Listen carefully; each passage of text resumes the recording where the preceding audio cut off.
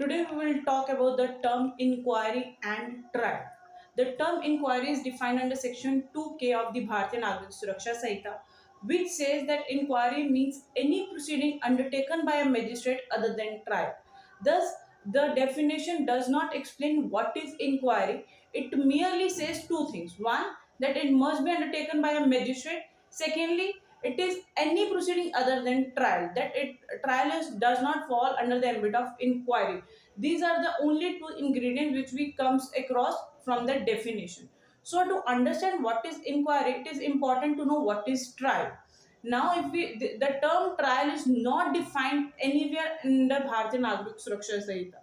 But if we go by the chapters related to trial, we see that the trial initiates with the appearance of the public prosecutor and it concludes with the judgment of the trial court.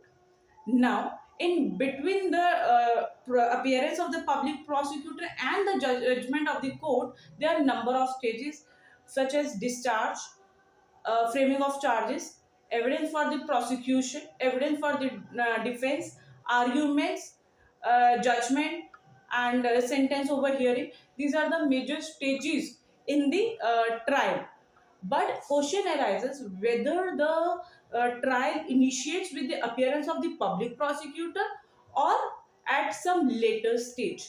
Now, this issue was considered by the Supreme Court in the case of Venubhai Hirabai Malia versus State of Gujarat 2019 Supreme Court, in which the court says that the purpose of the trial is to decide the guilt of the accused. Therefore, the trial is considered to be initiated at the stage of framing of charges and not at the stage of appearance of the public prosecutor. Any proceeding before the framing of charges does not fall under the ambit of trial, rather, it is considered as part of inquiry only.